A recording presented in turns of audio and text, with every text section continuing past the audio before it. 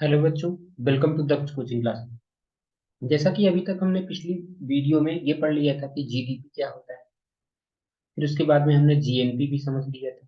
हाँ, एनएनपी समझ लिया था। एनडीपी क्या होता है, नेशनल इनकम क्या होता है, ये सारी बातें हमने पिछली वीडियो तक भर में सीख लिया था। अभी हमारा जो नेक्स्ट टॉपिक है, इसमें हम समझने वाले हैं कि नॉमिनल जीडीपी क्या होती है और रियल जीडीपी क्या होती है। अभी हमें समझना है कि नॉमिनल जीडीपी क्या होती है और रियल जीडीपी क्या होती है। ठीक है। अभी हमारा जो नेक्स्ट टॉपिक है वहां पे क्या है, नॉमिनल जीडीपी। जब ये नॉमिनल जीडीपी क्या होता है, तो अब ये समझना है कि रियल जीडीपी क्या होता है। तो अब देखो, नॉमिनल जीडीपी और रियल जीडीपी अभी तक जितना भी हमने किया था, जो भी चीजें किया था, वहां पे हमारा एक सिंपल सा एजम्पशन था। हमने वहां पे एजम्पशन ये लिया था कि कि जो प्राइसेस हैं, चाहे वो गुड्स एंड सर्विसेज की जो प्राइसेस है वो क्या हो रही है, चेंज नहीं हो रही है। जब हमारे क्या कहते हैं कि during the period of our study, ये क्या कहते हैं कि जो प्राइसेस हैं वो चेंज नहीं हो रही है, गुड्स एंड सर्विसेज की प्राइसेस नहीं चेंज हो रही है। इतना हमने अज्यूम कर लिया, ठीक है। लेकिन अगर ये प्राइसेस चेंज हो गई, अगर ये प्राइसेस चेंज हो गई, तो हमें जीडीपी कंपेयर करने में बड़ी मुश्किलें थी। अगर अभी तक तो हमने एज्यूम किया था प्राइसेस नहीं चेंज हो रही है, लेकिन अगर प्राइसेस चेंज होती है तो क्या होगा, हमें जीडीपी को कैलकुलेट करने में क्या होगी, थोड़ी सी परेशानी होगी। और ध्यान में रखना कि रियल लाइफ में हमेशा प्राइसेस चेंज होती रहती है। रियल लाइफ में हमेशा कल कुछ और प्राइस होता है, अगले साल या अगले मंथ ही कुछ और प्राइस होता है किसी भी ऑब्जेक्ट का। तो इसलिए क्या कहते हैं कि जीडीपी कैलकुलेट करना उतना आसान नहीं होगा। If we measure the GDP of a country in two consecutive years and see that the figure of GDP of the latter का मतलब होता है बाद वाले साल का, ठीक है, हाँ, is twice that of the previous year। तो यानी कि कभी कभी ऐसा भी होता है कि अगर अभी हमने जीडीपी कैलकुलेट किया 2020 में, 2020 में हमने कैलकुलेट किया, तो पता चला जो जीडीपी आया, मान लो वो आया, हाँ, 10,000। जैसे एक एग्जांपल ले रहा हूँ, तो 2023 में, 2021 में जो आ सकता है, वो आ सकता है जीडीपी कितना आ सकता है, 20,000 आ सकता है। कितना आ सकता है, 20,000 आ सकता है। जबकि एक्चुअल में ऐसा नहीं होगा, ठीक है। We may conclude that volume of production, यानी कि यहाँ से आपको लगेगा कि ये क्या हो गया, यहाँ पे ये लगेगा कि कहते हैं कि चीजें, जो वॉल्यूम ऑफ प्रोडक्शन क्या हुआ, वो डबल हो गया, ये डबल हो गया। But it is possible that only prices of all goods and services have double. लेकिन ये तभी हो सकता है कि जब सारी की सारी चीजों का प्राइस क्या होगा, और डबल हो। ये तभी हो सकता है कि जब सारी की सारी प्राइसेस, सारी की सारी ऑब्जेक्ट का जो प्राइस है वो डबल हो चुका हो, और साथ में प्रोडक्शन में कोई चेंज ना आया हो। हाँ, ठीक है। मैंने क्या बताया, सिर्फ फिर से समझना। मैं ये कह रहा हूँ कि जैसे 2020, हाँ, 2020 में जो जीडीपी है किसी भी कंट्री की, एक एग्जांपल ले लो, हाइपोथेटिकल कंट्री है, उसका जीडीपी है 2020 में 2000, 10,000। कितना है, 10,000। ठीक है। अब 2021 में क्या होता है, 2021 के लास्ट में देखा गया तो इसकी जीडीपी जो आ गई, वो कितनी आ गई, 20,000। 20,000, इसका मतलब क्या हुआ, कि इसका मतलब ये होता है कि जो प्राइसेस प्राइसेस ऑफ हाँ prices of goods and services, क्या, prices of goods and services क्या हो चुकी है, डबल। क्या हो चुकी है, डबल हो चुकी है। और साथ में ही प्रोडक्शन क्या रहा है, कांस्टेंट। प्रोडक्शन क्या रहा है, कांस्टेंट। मतलब कि अगर मान लो, प्रोडक्शन कांस्टेंट का मतलब होता है कि अगर पिछली बार मान लो इसने 10 यूनिट प्रोडक्शन किया था, इसने प्रोडक्शन जो किया था, हाँ, प्रोडक्शन कितना हुआ था पिछले साल, मतलब 2020 में जो प्रोडक्शन हुआ था, कितना प्रोडक्शन हुआ, प्रोडक्शन, अगर यहाँ पे प्रोडक्शन 10 यूनिट हुआ था, 10 यूनिट हुआ था, तो इस साल भी अगर 10 यूनिट प्रोडक्शन होगा, तब ये क्या कहते हैं कि जीडीपी इतनी, ये डबल हुई, ठीक है। तो यहाँ पे ये बताने की कोशिश किया गया है कि अगर, but it is possible that only prices of all goods, ठीक है, हाँ, तो ये भी क्या कहते हैं कि सारे के सारे गुड्स एंड सर्विसेज का जो प्राइस हो गया वो डबल हो चुका हो, ठीक है। Where as the production is remain constant, वो प्रोडक्शन क्या रहा है, कांस्टेंट है। वो प्रोडक्शन क्या रहा है, कांस्टेंट है, मतलब कि जितनी भी यूनिट्स हैं वो क्या कहते हैं कि फिक्स है, ठीक है। तो Therefore, in order to compare the GDP figures, हमें जीडीपी कैलकुलेट करने के लिए क्या करना पड़ता है, या कुछ और भी जो भी मैक्रो इकोनॉमिक वेरिएबल होंगे, जो भी मैक्रो इकोनॉमिक वेरिएबल होंगे, उनको कैलकुलेट करने के लिए अगर हमें डिफरेंट कंट्रीज को कंपेयर करना है, या कभी कभी सेम कंट्री के ही जीडीपी को कंपेयर करना होता है।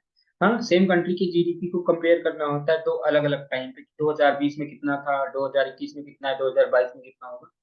तो हम केवल और केवल GDP value evaluated at current market price पर नहीं डिपेंडेंट है। ठीक है, हम जीडीपी, हाँ, जीडीपी का evaluated at current market price पे नहीं डिपेंडेंट है। तो हमें क्या लेना पड़ेगा, रियल जीडीपी का हेल्प लेना। हाँ, रियल जीडीपी का हेल्प लेना पड़ेगा। लेकिन अब ये रियल जीडीपी होता क्या है? तो रियल जीडीपी को कैलकुलेट करने के लिए, रियल जीडीपी को कैलकुलेट करने के लिए आपके पास एक बेस ईयर होगा।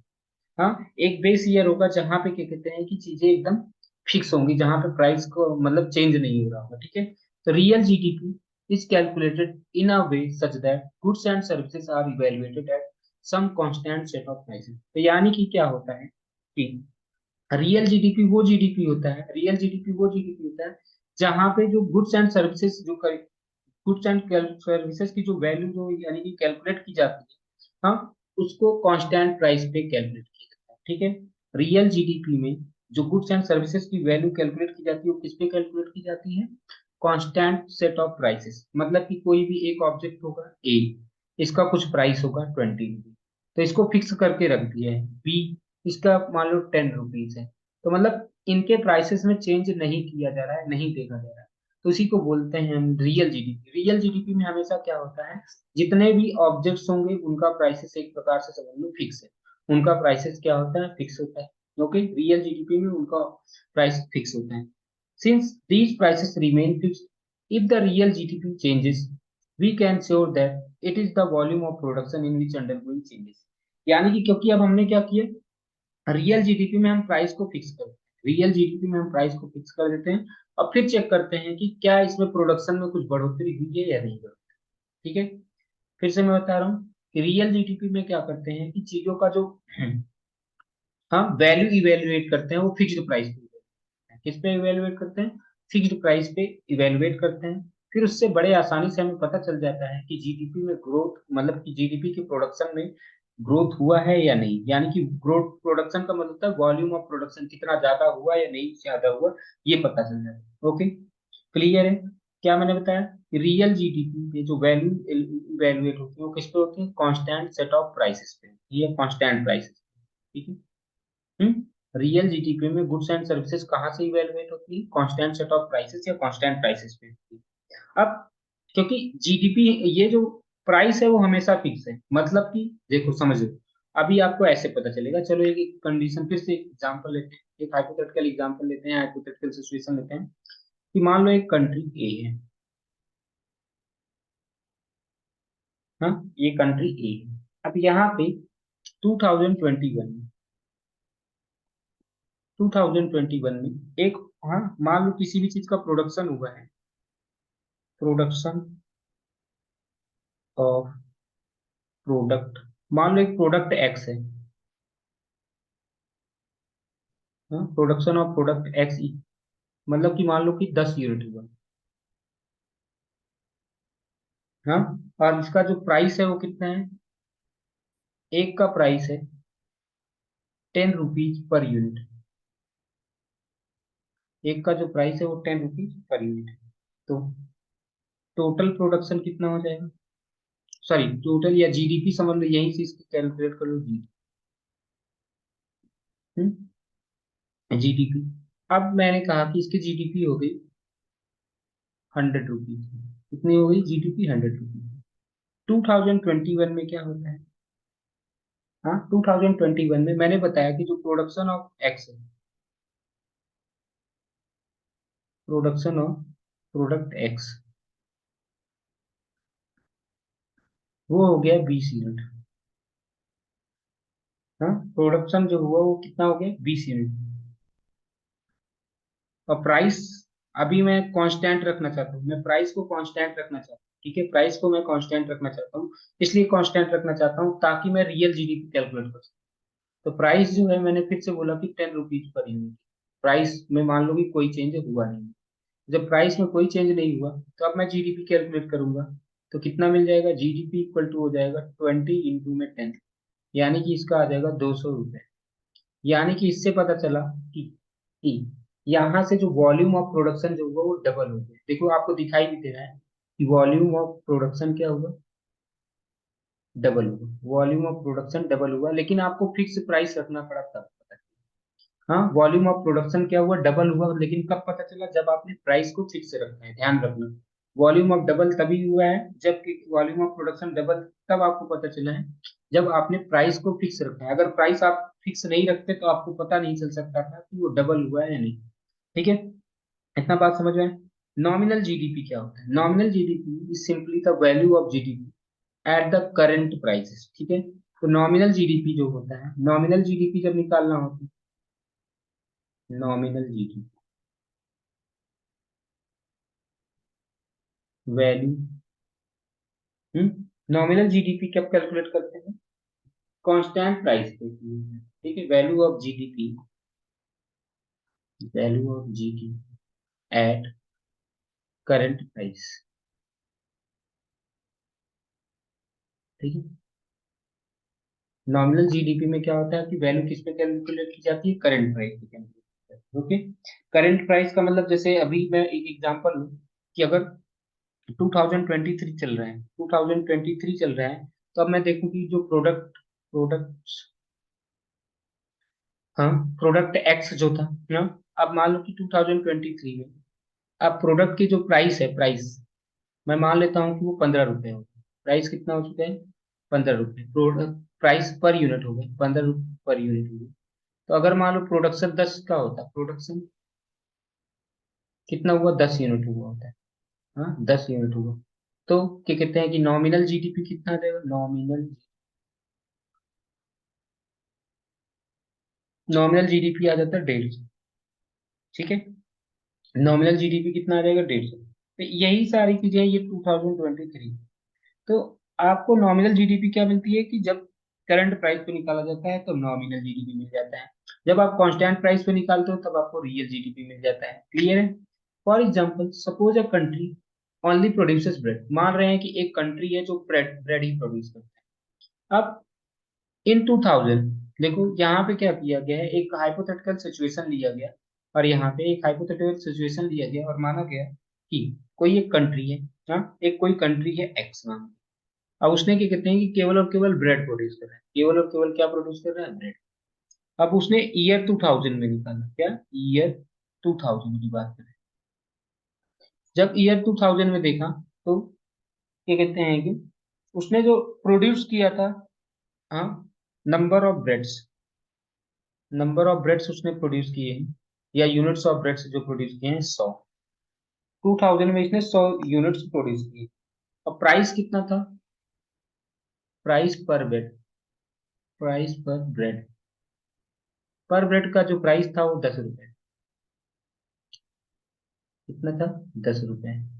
तो आप बताओ क्या कहते हैं कि उसका क्या कहते हैं कि 2010 में जीडीपी कितना रहा होगा, 2010 में उसका जीडीपी कितना रहा, 2010 में उसका जीडीपी हो जाएगा 1000 रुपीज।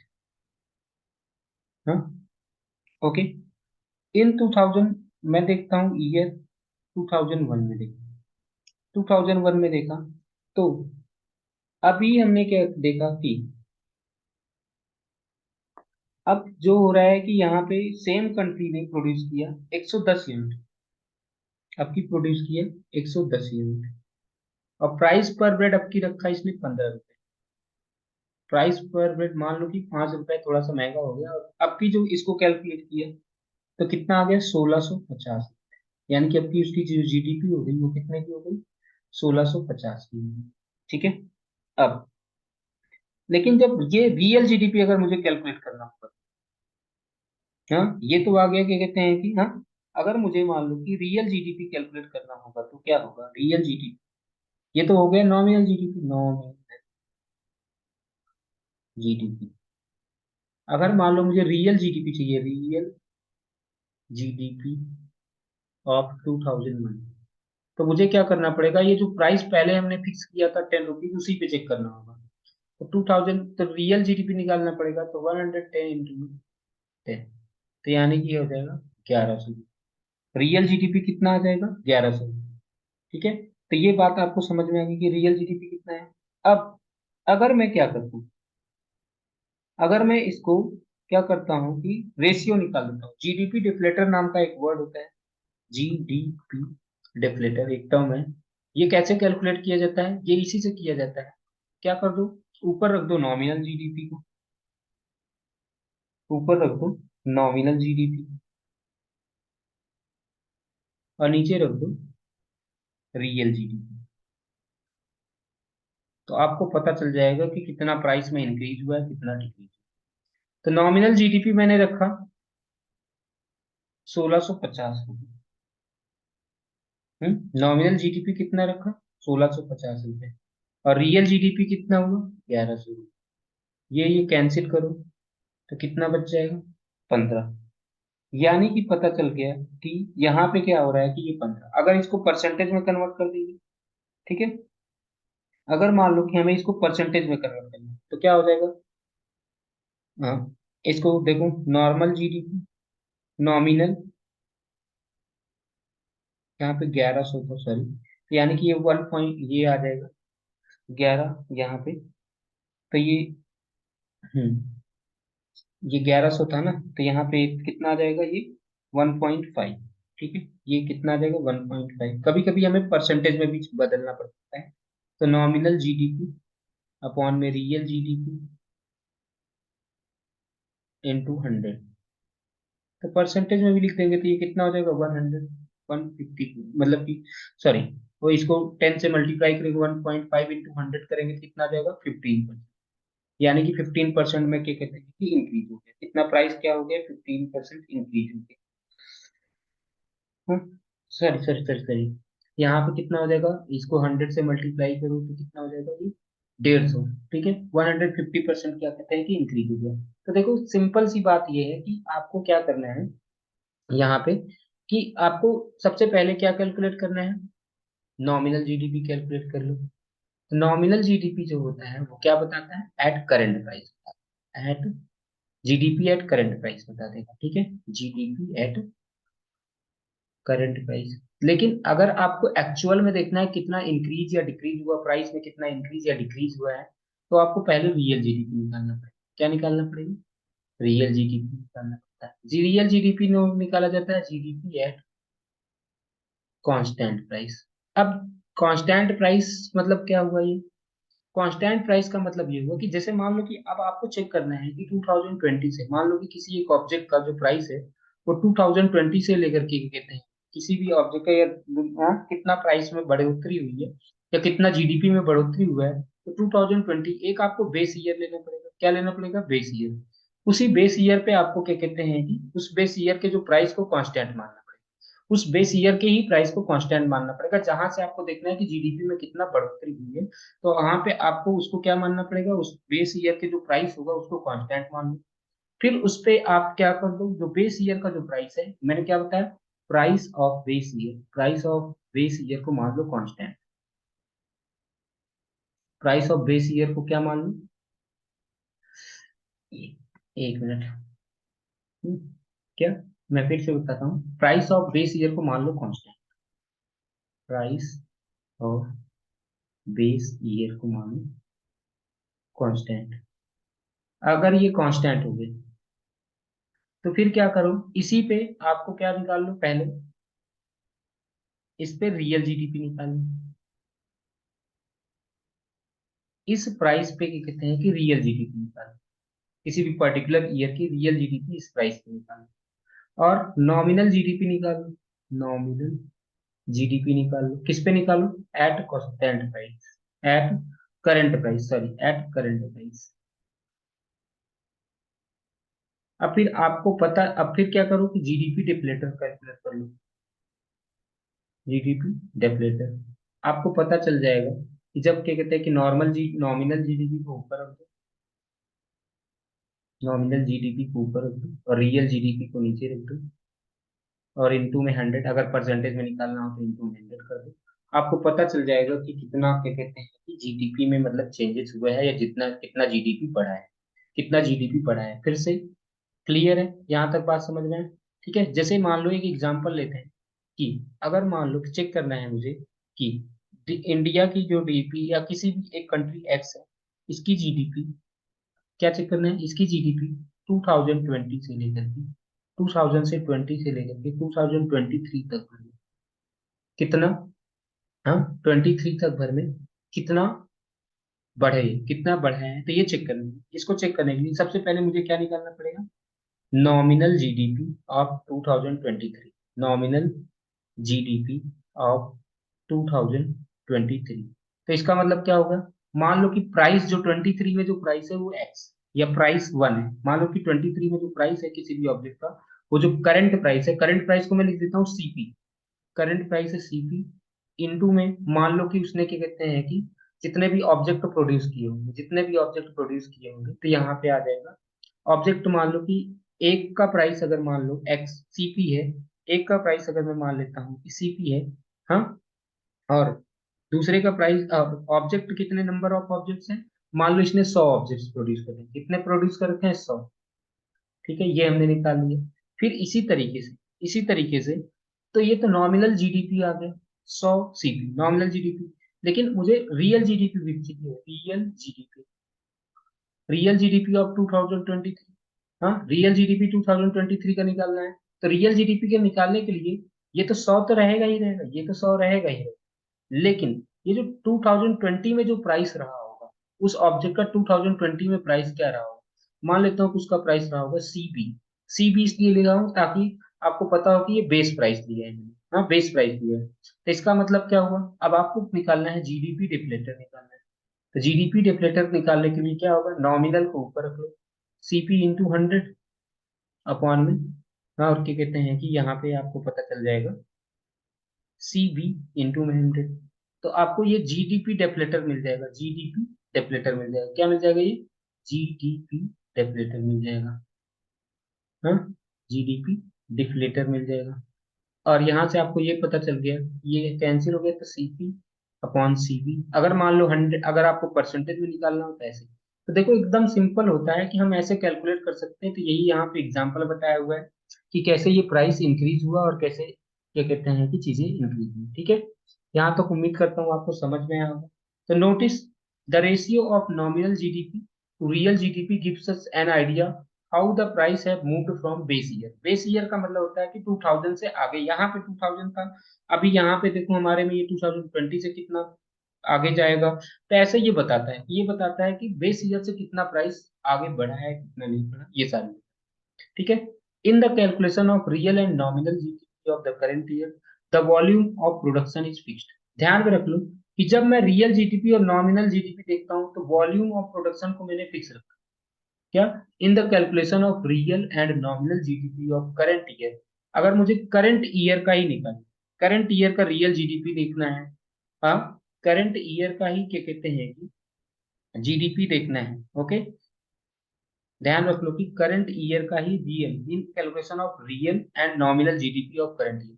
अगर मान लो किसी भी करंट ईयर का नॉमिनल जीडीपी देखना है या रियल जीडीपी देखना है, तो आपको प्रोडक्शन को क्या करना पड़ेगा, फिक्स, कि जैसे मैंने 100 ऑब्जेक्ट की बात की है तो 100 ही रहेगा, ठीक है। Volume of production is fixed, therefore if these measures differ it is only due to change in the price level. यानी कि अगर मान लो कि उनकी वैल्यू में चेंज आता है, उनकी वैल्यू में चेंज आता है, इसका मतलब होता है कि प्राइस में चेंज है, ठीक है, प्राइस में चेंज है, ओके। अगर प्रोडक्शन आपने फिक्स नहीं करोगे तो आपको प्राइस में चेंज नहीं पता चल पाएगा, बस ये, अगर आपने वॉल्यूम ऑफ प्रोडक्शन को नहीं फिक्स किया तो आपको प्राइस में चेंज नहीं पता चल पाएगा, बस ये फर्क है। बाकी अगर आप क्या कहते हैं कि जीडीपी आपको एक्चुअल में निकालना है, रियल जीडीपी, और इसको, तो आपको क्या कर दो, प्राइस मतलब कि ऑब्जेक्ट को फिक्स कर दो कि 100, जैसे मैंने यहाँ पे देखो, यहाँ पे एग्जांपल में मैंने लिया था कि 100 यूनिट यहाँ पर भी प्रोड्यूस हुआ है, मैंने 2023 में भी 100 यूनिट लिए हैं और 2020 में भी 100 यूनिट लिए हैं। तो अगर आपको नॉमिनल जीडीपी निकालना है, मतलब कि या रियल जीडीपी निकालना है, तो आपको क्या, वॉल्यूम ऑफ प्रोडक्शन को फिक्स रखना पड़ेगा। अगर वॉल्यूम ऑफ प्रोडक्शन फिक्स रखते हो तभी आपको प्राइस में कितना चेंज आया वो पता चल पाता है, तब तभी आपको पता चल रहा है कि कितना प्राइस में चेंज आया है, okay. The ratio of nominal to real GDP is known as, इसी को इंडेक्स ऑफ प्राइसेस भी बोला गया, इसी को जीडीपी डिप्लेटर भी बोला गया, इसी को इंडेक्स ऑफ प्राइसेस भी बोला गया और इसी को जीडीपी डिप्लेटर भी बोला गया। ओके, ओके, यहाँ तक बात समझ में आई। दस, if GDP stands for nominal GDP, अगर मैं बात करता हूँ कि ये कैपिटल जीडीपी जो है वो नॉमिनल जीडीपी को बताता है, ये स्मॉल में जो जीडीपी लिखा हुआ है इसको ये रियल जीडीपी बताता है, तो GDP deflator equal to GDP upon में जीडीपी हो जाएगा। अच्छा, कभी कभी इसको परसेंटेज में लिखा जाता है, तो परसेंटेज में कन्वर्ट करने के लिए 100 से मल्टीप्लाई कर दो। अब जैसे यहाँ पे ये देखो, ये बताया था कि ये 150%, यानी कि इससे पता चला कि जो प्राइस है वो 1.25 बढ़ 1.5 टाइम्स बढ़ चुका है। यहाँ से 1.5 आया तो इसका मतलब प्राइस जो है 1.5 बढ़ चुका है। ठीक है। अच्छा, ऐसे ही जैसे मैंने जीडीपी डिप्लेटर निकाला है, ऐसे ही हम लोग जीएनपी डिप्लेटर भी कैलकुलेट कर सकते हैं। जैसे हमने जीडीपी डिप्लेटर निकाला है, ऐसे हम लोग जीएनपी डिप्लेटर भी कैलकुलेट कर सकते हैं। ओके, जैसे हमने जीडीपी डिप्लेटर निकाला है, ऐसे जीएनपी डिप्लेटर भी कैलकुलेट कर सकते हैं। एक दूसरा आता है, हाँ, अगर मुझे प्राइसेस को चेंज करने का एक दूसरा तरीका, मतलब कि प्राइसेस के चेंज को मेजर करने का एक दूसरा तरीका है, उसको हम बोलते हैं कंज्यूमर प्राइस इंडेक्स, जिसको सीपीआई बोला जाता है। हाँ, सीपीआई बोला जाता है। ओके, तो ये there is another way to to measure the change of prices in economy, किसी भी इकोनॉमी में जो चेंज ऑफ प्राइसेस को मेजर करने का दूसरा तरीका है कंज्यूमर प्राइस इंडेक्स। यानी कि कंज्यूमर प्राइस इंडेक्स का मतलब क्या होता है कि कुछ सामान ऐसे फिक्स कर देते हैं कि जैसे मान लो कि, हाँ, आपको खाने पीने का सामान है, वो कितने रुपए में जो कंज्यूमर्स खरीद रहे हैं, यहाँ पे ध्यान रखना ना, ये कंज्यूमर्स की बात हो रही है, यहाँ पे होलसेल की बात नहीं हो रही, कंज्यूमर की बात हो रही है, क्योंकि कंज्यूमर्स कितने में प्राइस खरीद रहे हैं, यानी कंज्यूमर के लेवल पे प्राइस में कितना चेंजेस आ रहा है। ठीक है, कंज्यूमर के लेवल में प्राइस में कितना चेंजेस आ रहा है, इसको कैलकुलेट करना हो तो इसे बोला जाता है कंज्यूमर प्राइस इंडेक्स। ठीक है, this is the index of prices of given basket of commodity. Basket of commodities का मतलब है कुछ सामान आपने, जैसे मान लो कि आपने क्या कहते हैं खाने पीने के सामान को फिक्स कर दिया कि आपने कहा कि फूड, फूड हो गया, या पेट्रोल हो गया, या ऐसे ही कुछ भी, हाँ, पेट्रोल या फ्यूल जिसको बोल लो, हाँ, तो ये सारी चीजें, ये कुछ चीजों को फिक्स कर देते हैं, कुछ चीजों को फिक्स कर देते हैं, और उनका मतलब कुछ चीजों का निकाला जाता है, प्राइस निकाला जाता है उनको, और ये ध्यान रख लेना, which are bought by representative consumers, जिसके द्वारा कंज्यूमर्स के लेवल पे ये जो कंज्यूमर प्राइस इंडेक्स निकाला जाता है, वो कहाँ पे निकाला जाता है, कंज्यूमर के लेवल पे निकाला जाता है। मतलब कंज्यूमर कितना, कंज्यूमर पहले किसी भी चीज को 10 रुपए में खरीदता था, तो अभी वो कितने में खरीदने लगा, अगर 15 में, तो इसका मतलब 5 रुपए प्राइस में उसकी चेंज हुई। ठीक है, उसके 5 रुपए प्राइस में चेंज हुआ, तो ये बताने की कोशिश कर रहे हैं। CPI is generally expressed in the percentage. CPI को प्रेजेंट किया जाता है परसेंटेज में, प्रेजेंट किया जाता है। We have 2 years under the consideration. ध्यान रख लो, सीपीआई कैलकुलेट करने के लिए, जैसे मैंने कहा कि पिछले साल आपने 2022 में कोई सामान अगर मान लो कि 10 रुपए का एक एप्पल खरीदे, हाँ, एक एप्पल कितने का था, मान लो 10 रुपए का। अभी 2023 में आप उसी एप्पल को खरीदने के लिए, अभी उसी एप्पल को खरीदने के लिए 15 रुपए दे रहे हो, तो इसका मतलब हुआ कि आपके प्राइस में कितना चेंज हो गया, हाँ, 5 रुपए का चेंज हो गया। तो ये जो प्राइस में अगर मैं इसको कैलकुलेट करूंगा, तो यहाँ पे क्या कहते हैं कि ये जो 2022 है, वो उसके रेस्पेक्ट में 2023 में 5 रुपए चेंज, तो उसके रेस्पेक्टिव में, तो इसका मतलब क्या हुआ कि 2022 ये बेस ईयर था, और यहाँ पे तो वही बता रहे हैं कि 1 year is the base year, other is current year, ये वाला जो हो गया करंट ईयर, हमेशा ऐसे ही कैलकुलेट किया जाता है।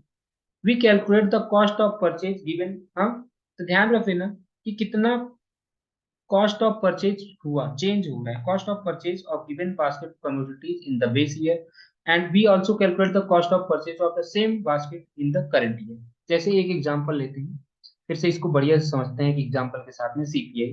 जैसे मान लो कि एक्स कमोडिटी है, एक्स कमोडिटी जो था, हाँ, इसका मान लो कि 2022 में या 2020 में और 2022 में, मैं या 21 में देखते हैं।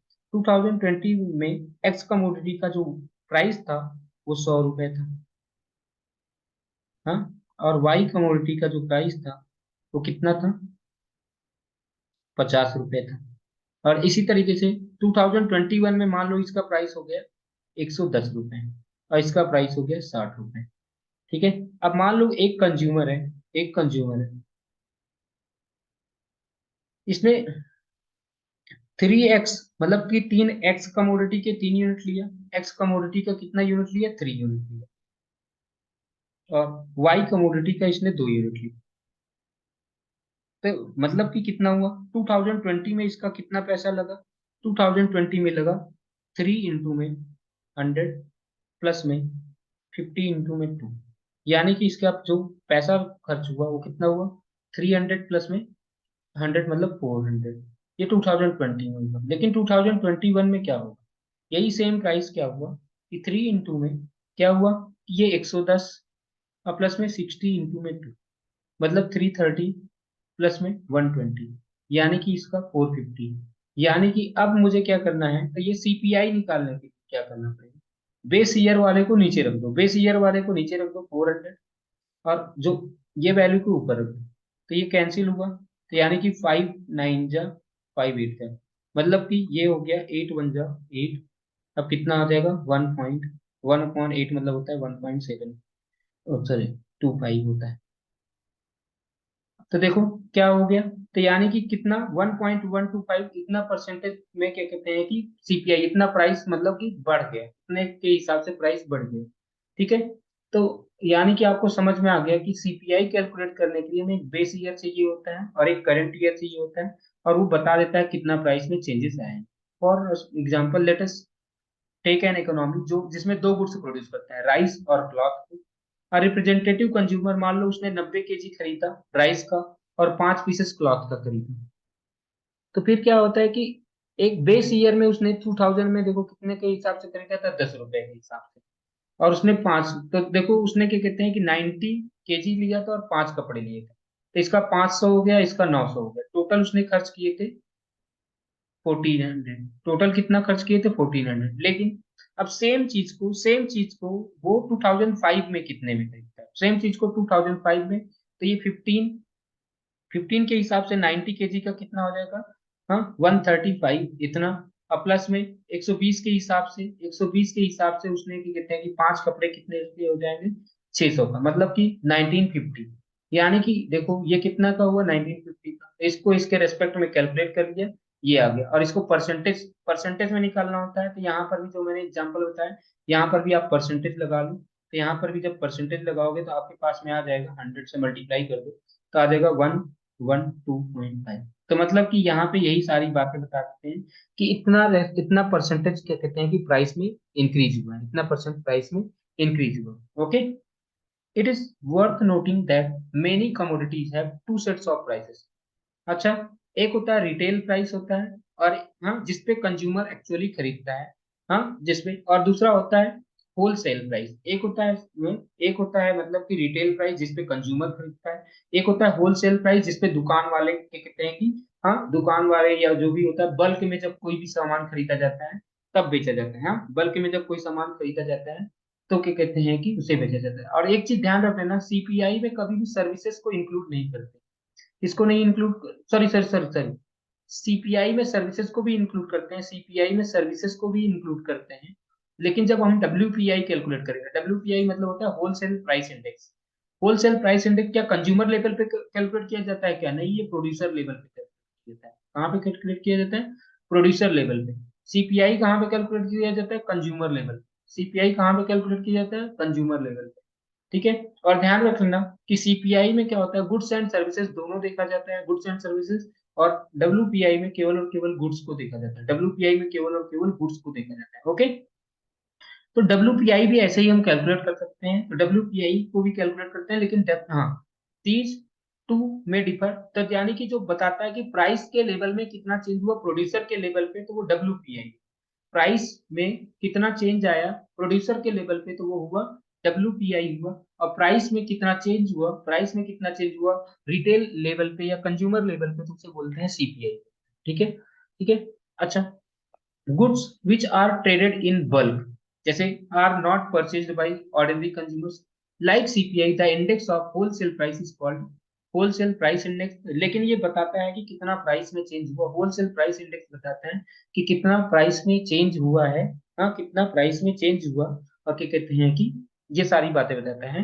लेकिन किस पे बताता है, होलसेल लेवल पे कितना चेंज हुआ है। ठीक है, in countries like USA it is, इसे बोला गया प्रोड्यूसर प्राइस इंडेक्स, पीपीआई बोला जाता है। होलसेल प्राइस इंडेक्स को पीपीआई कहाँ पे बोला जाता है? यूएसए में, क्योंकि ये प्रोड्यूसर लेवल पे कैलकुलेट किया जाता है।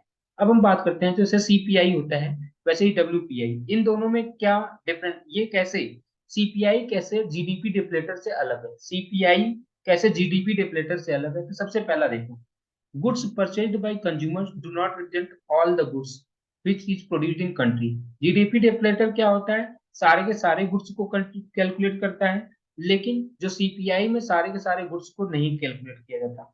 सीपीआई में क्या सारे के सारे गुड्स को कैलकुलेट किया जाता है? नहीं। क्या सीपीआई सारे के सारे गुड्स को कंसीडर करता है? नहीं। सीपीआई उन्हीं गुड्स को कंसीडर करता है जो कंज्यूमर खरीदता है, उन्हीं की बात करें। लेकिन लेकिन जीडीपी डिफ्लेटर सारे के सारे गुड्स को कंसीडर करता है। पहला पहला डिफरेंस ये है। दूसरा डिफरेंस ये है, CPI includes price of goods consumed by representative consumer. तो देखो सीपीआई क्या होता है, उन्हीं गुड्स को इंक्लूड करता है, जिसका उन्हीं गुड्स के प्राइस को इंक्लूड करता है जिसका मतलब कि जो कंज्यूमर उसको खरीद रहे होते हैं। Hence it includes price of imported goods. यानी कि हमें पता है कि हाँ, इंपोर्टेड गुड्स, क्योंकि कंज्यूमर तो क्या होता है कि दूसरे देश से भी सामान मंगा करके यूज करता है। तो सीपीआई में क्या होता है, सीपीआई में इंपोर्टेड गुड्स को भी इंक्लूड किया जाता है, क्योंकि जो भी चीजें सीपीआई में कंज्यूमर जो भी कंज्यूम करता है उनके प्राइस को इंक्लूड किया जाता है। जबकि जीडीपी डिफ्लेटर में क्या होता है, जीडीपी डिफ्लेटर में इंपोर्टेड गुड्स को नहीं कैलकुलेट करते थे। याद करो जब मैंने बताया था कि जीडीपी में क्या होता है, क्या इंपोर्टेड गुड्स को कैलकुलेट किया जाता था? नहीं। तो जीडीपी डिफ्लेटर कभी भी इंपोर्टेड गुड्स को नहीं कंसीडर करता, जबकि सीपीआई इंपोर्टेड गुड्स को भी कंसीडर करता है। एक तीसरा होता है, weights are constant in CPI. जो सीपीआई में जो वेट्स होते हैं वो क्या होते हैं? कांस्टेंट होते हैं। बट बट जब क्या कहते हैं कि जीडीपी डेफलेटर की बात करते हैं, तो वो जो वेट्स होते हैं वो क्या होते हैं? अलग भी हो सकते हैं। ठीक है, वो डिपेंड करता है प्रोडक्शन के ऊपर। तो जीडीपी डेफलेटर में जो होता है, गुड्स के प्रोडक्शन के ऊपर वेट्स डिपेंड करता है। और जबकि क्या कहते हैं कि सीपीआई में जो वेट्स होते हैं उनको हम कांस्टेंट मान करते हैं। ओके, जो उनमें वेट्स होते हैं उनको कांस्टेंट मान करके चलते हैं। अब अगला आता है जीडीपी और वेलफेयर। तो देखो क्या होता है कि अगर किसी भी देश की जीडीपी बढ़ रही है, तो क्या इसका मतलब क्या हुआ कि वहां के लोगों का वेलफेयर भी हो रहा है? अगर जीडीपी बढ़ रही है तो क्या मतलब कि कह रहे हैं कि अगर जीडीपी किसी भी देश की बढ़ रही है तो क्या वो वेलफेयर भी उसका बढ़ता है क्या? ये समझना है। ठीक है, क्या समझना है कि किसी भी पर्टिकुलर ईयर में अगर, ठीक है, हाँ, किसी भी पर्टिकुलर ईयर में अगर किसी भी देश की जीडीपी बढ़ रही है या घट रही है, तो उसका क्या कहते हैं कि उसके जो वहां के जो रहने वाले लोग होते हैं, क्या उनमें भी क्या कहते हैं कि मतलब कि अगर जीडीपी अच्छी हो रही है, क्या उनका भी जिंदगी अच्छा हो रहा होता है क्या? ये सब समझना है। तो यहाँ पे यही समझने के लिए सबसे पहले हमें मतलब कि तीन रीजन्स ऐसे हैं कि जिसकी वजह से जीडीपी का मतलब ये नहीं हुआ कि जीडीपी में बढ़ोतरी हो रही है, इसका मतलब क्या हुआ कि वहां के लोगों के भी क्या कहते हैं कि वेलफेयर हो रहा है, यानी कि लोगों के उनकी भी भलाई हो रही है।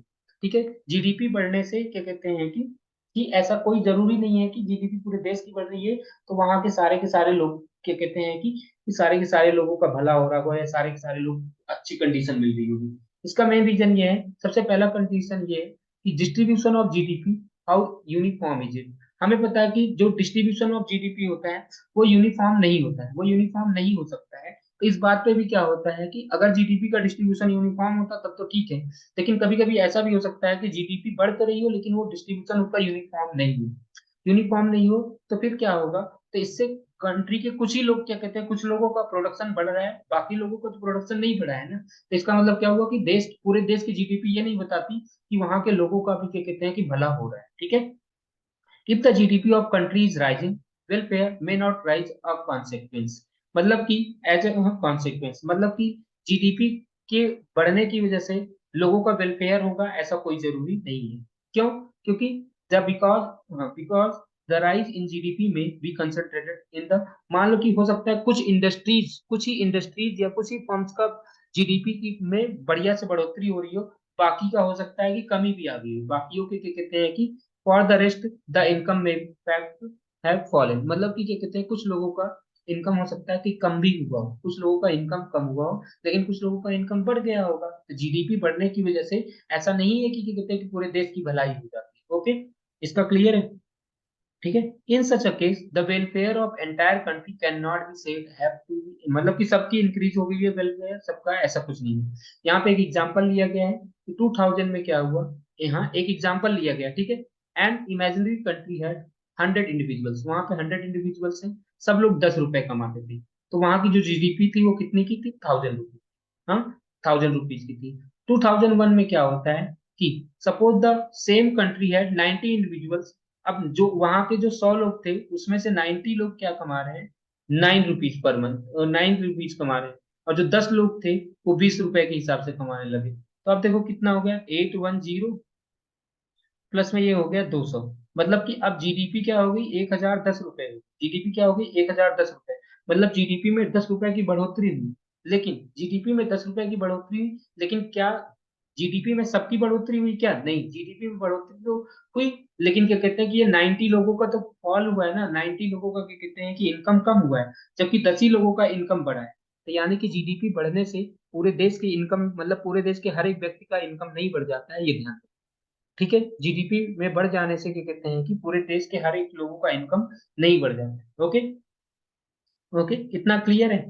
हाँ, if we relate welfare improvement in the country to the percentage of people who are better, हाँ, who are better off, then surely GDP is not good index. तो ध्यान में रख लो कि जीडीपी क्या कहते हैं कि गुड इंडेक्स इसलिए नहीं है क्योंकि यहाँ पे क्या कहते हैं कि यूनिफॉर्मिटी नहीं होती। दूसरा बताते हैं, दूसरा लिमिटेशन ये है कि नॉन मॉनेटरी एक्सचेंजेस। तो देखो क्या होता है कि बहुत सारे ऐसे एक्सचेंजेस होते हैं जिसको जीडीपी में कंसीडर ही नहीं किया जाता। बहुत सारे ऐसे एक्सचेंजेस होते हैं जिसको जीडीपी में कंसीडर ही नहीं किया जाता। Many activities in an economy are not evaluated in monetary terms. बहुत सारे एक्टिविटीज होती हैं जिसको मॉनेटरी टर्म में गिना ही नहीं जाता, तो यानी कि वो जीडीपी में कैलकुलेट ही नहीं होता। For example, domestic services of women, जो घर में जो महिलाएं काम करती हैं उनके लिए कोई पैसा नहीं दिया जाता, उनको इकोनॉमिक एक्टिविटी में गिना नहीं जाता, उनको इकोनॉमिक एक्टिविटी में गिना नहीं जाता। The exchanges which take place the informal sector without help of money, कुछ जो होता है बार्टर एक्सचेंज, जो होता है बार्टर सिस्टम, आपने क्लास 10th में पढ़ा होगा कि बार्टर सिस्टम का मतलब होता है कि आप किसी भी सामान के बदले में कोई दूसरा सामान लेकर के आओ। तो उसमें भी, उसको भी इकोनॉमिक एक्टिविटी में नहीं गिना जाता। In barter exchanges goods and services are directly exchange against each other, एक दूसरे से चीजें एक्सचेंज कर ली जा रही, but since money is not being used here, अब यहाँ पर भी मनी नहीं यूज हो रहा है। जब मनी नहीं यूज हो रहा है तो फिर क्या होता है, मनी नहीं यूज हो रहा है तो फिर इसका मतलब क्या हुआ कि ये सारी चीजें इकोनॉमिक एक्टिविटी में नहीं इन्वॉल्व। जब ये इकोनॉमिक एक्टिविटी में नहीं इन्वॉल्व होगी तो किसी भी डेवलपिंग कंट्री में बहुत ज्यादा लोग जो होते हैं वो अंडर डेवलप, जैसे जो रिमोट रीजन है, जो बहुत दूर के रीजन है, जो अंडर डेवलप्ड है, वहां पे ऐसे ही एक्सचेंजेस होते हैं, बार्टर सिस्टम ही होता है। तो उनको हम जीडीपी में नहीं इंक्लूड करते। तो इसका मतलब क्या हुआ कि हम अंडर एस्टिमेट कर दे रहे हैं जीडीपी को। इसका मतलब क्या होता है, हम जीडीपी को क्या कर रहे हैं, अंडर एस्टिमेट कर दे रहे हैं। कभी कभी क्या होता है कि हम जीडीपी को ओवर एस्टिमेट भी कर लेते हैं, कभी कभी हम जीडीपी को ओवर एस्टिमेट भी कर लेते हैं। तो ये दोनों भी समस्या है, जीडीपी अंडर एस्टिमेट और जीडीपी ओवर एस्टिमेट का भी समस्या आ जाता है। Okay, huh? Hence, GDP calculated in the standard manner may not give us a clear indication of productive activity. तो जीडीपी एक प्रकार से फिर देखो क्या हो रहा है कि प्रोडक्टिव एक्टिविटी को नहीं बता रहा है कितना प्रोडक्शन हो रहा है, क्योंकि जो रिमोट एरियाज में उनको तो कंसीडर ही नहीं किया गया, जो इकोनॉमिक एक्टिविटी में नहीं इन्वॉल्व हो रही है, जिनमें जो बार्टर एक्सचेंजेस में हो रहे हैं उनको तो कंसीडर ही नहीं किया जा रहा है। ये भी एक समस्या थी। फिर एक समस्या है एक्सटर्नलिटीज का। एक्सटर्नलिटीज का मतलब होता है या तो बेनिफिट्स होते हैं या हार्म्स होते हैं जो कोई भी फर्म को मिलता है। हाँ, ठीक है। फिर हाँ, externalities refer to the benefits or harm of a firm, ये किसी फर्म का या किसी इंडिविजुअल का कॉजेज एंड, मतलब causes to another for which they are not paid या पेनलाइज, मतलब कि ये हार्म जिसके लिए दूसरों को तो हार्म होता है, उसके लिए उनको सजा भी नहीं मिलती है या उसको कंसीडर भी नहीं किया जाता है, या कुछ किसी को बेनिफिट हो रहा है तब भी उसके लिए उनको क्या कहते हैं कि वो चीजें नहीं मिल पा रही, जिसको बेनिफिट हो रहा है वो भी नहीं मिल पा रही है, या जिसको क्या कहते हैं हार्म हो रहा है उसके लिए क्या कहते हैं कि पेनल्टीज भी नहीं मिल पा रही। Externalities do not have any market in which they can be bought and sold. Externalities कोई मतलब कि जो भी ये बेनिफिट्स या हार्म्स जो थे ये कहीं पे मतलब ना तो खरीदा या बेचा जा सकता है। एक एग्जांपल लेते हैं, ऑयल रिफाइनरी। ऑयल रिफाइनरी है जो क्रूड पेट्रोलियम को रिफाइन कर रही है और मार्केट में बेच रही है। हाँ, क्रूड पेट्रोलियम को रिफाइन कर रही है, बेच रही है। The output of refinery is the amount of oil it refine. हाँ, तो इसका जो आउटपुट, उस रिफाइनरी का जो क्या कहते हैं कि आउटपुट होगा, वो जितना अमाउंट ऑफ ऑयल को रिफाइन करेगा उसको इंक्लूड करेगा। We can estimate the value added of refinery by deducting the value of intermediate. अगर मुझे देखना है कि कितना इसने वैल्यू ऐड किया है तो वो इंटरमीडिएट गुड्स को माइनस करना पड़ेगा। इंटरमीडिएट गुड्स यहाँ पे क्या था, जो क्रूड ऑयल लाया था वही इंटरमीडिएट था, जो क्रूड ऑयल लाया था वही intermediate. The value added of the refinery will be counted as a part of GDP of the economy. जितना इन्होंने वैल्यू ऐड किया होगा वो जीडीपी ऑफ इकोनॉमी में काउंट होगा, ठीक है। जितना इन्होंने जो जो ऑयल रिफाइनरी ने जितना भी वैल्यू ऐड किया होगा वो जीडीपी का पार्ट होगा।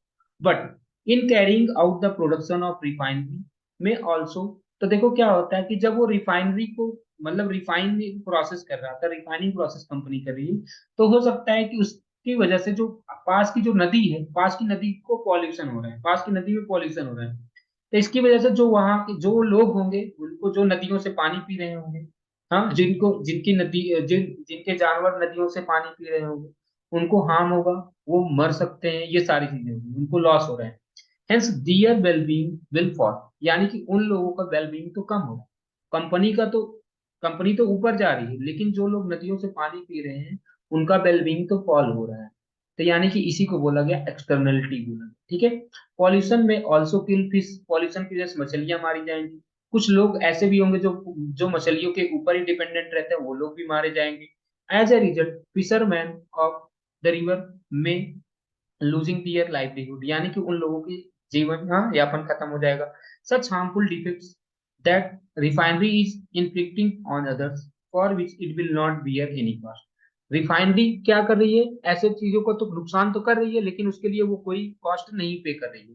उसके लिए वो नुकसान तो कर रही है लेकिन उसके लिए कोई कॉस्ट नहीं पे कर रही थी, क्योंकि इसी को बोला गया एक्सटर्नलिटी, ठीक है। एक्सटर्नलिटीज क्या होती है, एक्सटर्नलिटीज का मतलब यही होता है कि आपने कोई हार्म तो किया लेकिन आपने उसके लिए पे नहीं किया, आपने उसके लिए कोई चीज पे नहीं किया, हाँ, ठीक है। किसी को हार्म तो हो रहा है लेकिन उसके वजह से आपने किसी को पे नहीं किया। In this case GDP is not taking account such negative externality, तो निगेटिव एक्सटर्नलिटीज को नहीं गिना जा रहा है।